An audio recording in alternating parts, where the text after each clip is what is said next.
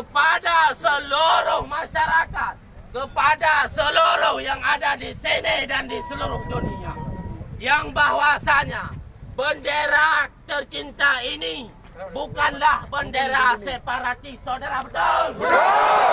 Kalau memang ini bendera separatis, saudara, kenapa Indonesia mau berdamai dengan separatis?